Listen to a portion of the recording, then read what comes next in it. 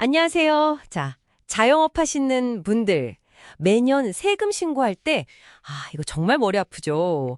특히 그 건강보험료요, 공제받을 수 있다는데, 뭐가 이렇게 복잡한지, 놓치기 쉽다고들 하더라고요.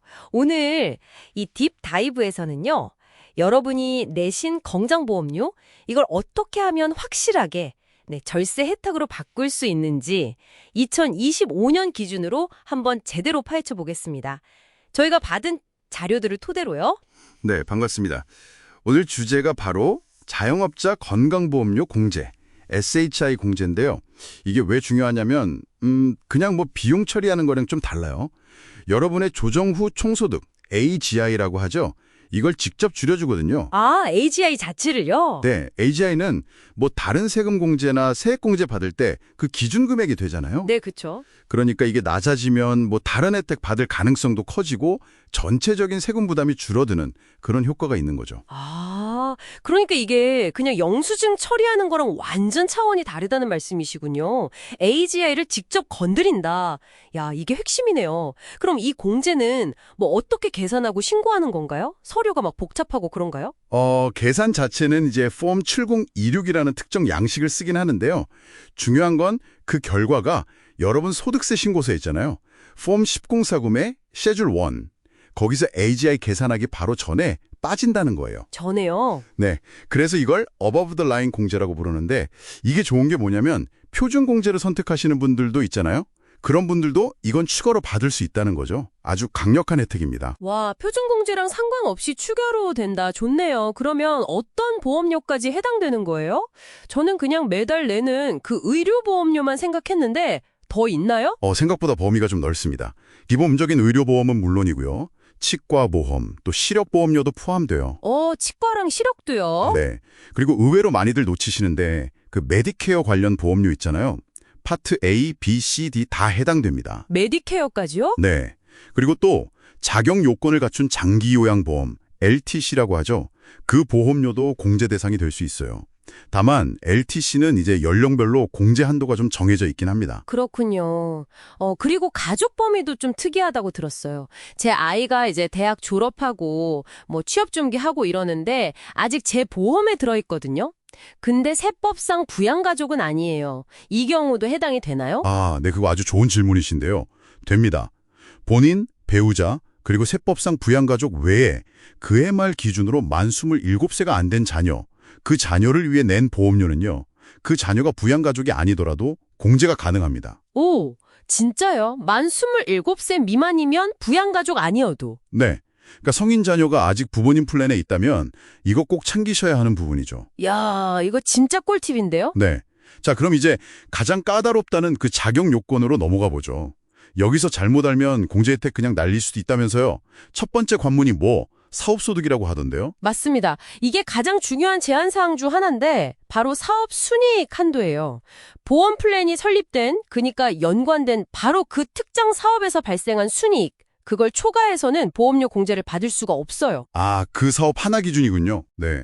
그래서 만약 그 사업이 적자다, 그러면 그 사업이랑 연관된 보험료는 아예 공제가 안 됩니다. 그리고 여러 사업체를 운영하시더라도 뭐 이 사업 이익이랑 저 사업 이익 합쳐서 한도를 높이고 그럴 수는 없어요. 각각 따져봐야 합니다. 특정 사업 이익 기준. 복잡하네요. 그럼 두 번째 함정은 뭔가요? 뭐 배우자 직장보험이랑 관련 있다던데. 네. 바로 고용주 제공 플랜 가입 자격 문제입니다. 이게 정말 헷갈리기 쉬워요. 본인이나 배우자가 특정 달에요. 그 달에. 고용주가 조금이라도 보조해주는 건강보험 있잖아요. 거기에 가입할 자격이 있었다면 그 달에 해당하는 자영업자 건강보험료는 공제를 못 받아요.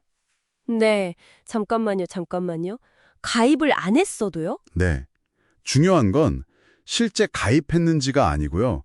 가입할 자격이 있었느냐 여부입니다. 와, 그리고 이걸 월 단위로 판단해요. 월 단위로? 네. 예를 들어서 뭐 6월까지 직장 다니다가 7월부터 자영업 시작하셨다 그러면 7월부터 12월까지 낸 보험료는 공제 대상이 될 수 있는 거죠. 그전은 안 되고요. 아니 근데 자격만 있어도 안 된다고요? 예를 들어 배우자 회사 보험이 너무 비싸서 가입 안 했어요. 그래도 그 자격이 있었다는 이유만으로 제 자영업 보험료 공제가 막힐 수 있다는 거예요? 아, 이건 좀 너무한 거 아닌가요? 네, 안타깝지만 현재 규정이 그렇습니다. 그래서 이 자격 유무가 기준이라는 걸 꼭 기억하셔야 돼요. 자, 이제 그러면 사업 구조별로 좀 넘어가 볼까요? 이게 개인 사업자냐, 파트너십이냐, S법인이냐에 따라 방식이 또 다르다고요. 특히 그 S법인이 복잡하다고 들었어요. 맞습니다. 개인 사업자, 그러니까 스케줄 C 신고하시는 분들은 비교적 간단해요. 사업체 명의든 개인 명의든 보험 가입 가능하고 스케줄 C 순이익이 공제 한도가 됩니다. 네. 파트너십 같은 경우는 파트너십이 보험료를 직접 내주거나 파트너한테 상환해주면요. 그 금액은 파트너에 대한 보장 지급, 일종의 용역대가처럼 처리돼서 K1 양식의 보고가 되거든요.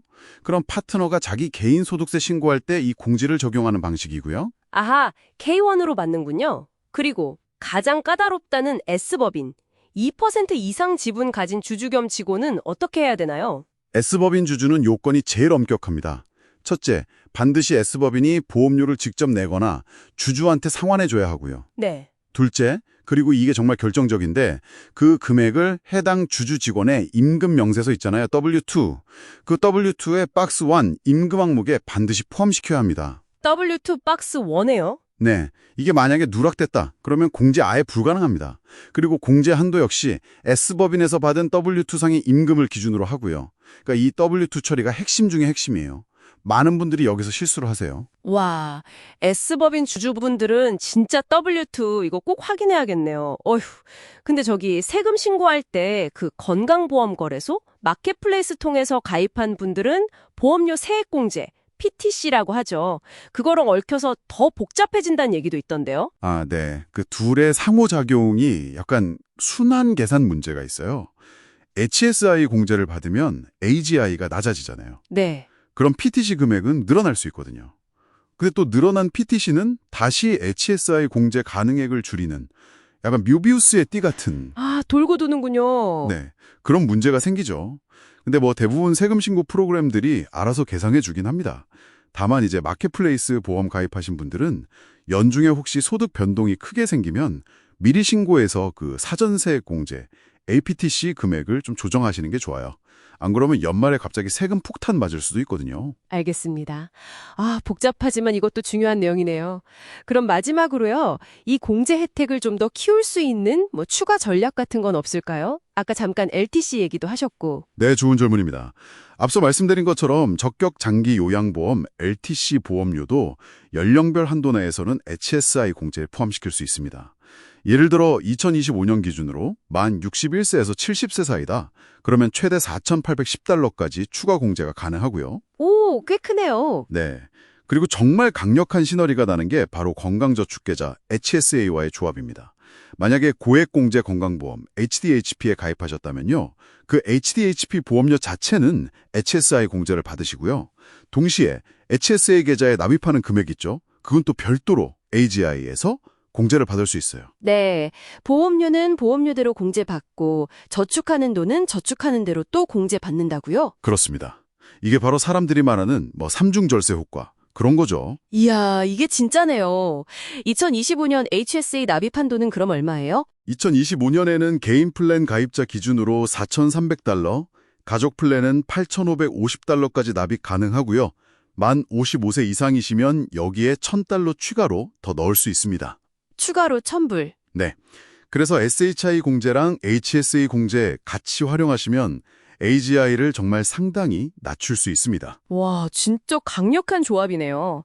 자, 오늘 자영업자 건강보험료 공제 딥다이브 아쉽지만 슬슬 마무리할 시간이 된 것 같습니다. 오늘 내용 핵심만 다시 한번 짚어주시죠. 네, 자영업자 건강보험료 공제, SHI 공제는 AGI를 직접 낮춰주는 정말 유용한 절세 도구입니다. 하지만 이걸 제대로 활용하려면 첫째, 내 사업의 순이익 한도를 꼭 확인하셔야 하고요. 둘째, 배우자 등이 고용주 플랜에 가입할 자격이 있는지 이걸 월별로 따져봐야 한다는 점. 그리고 셋째, S법인 주주라면 반드시 W2 임금 처리가 제대로 되었는지 확인해야 한다는 것.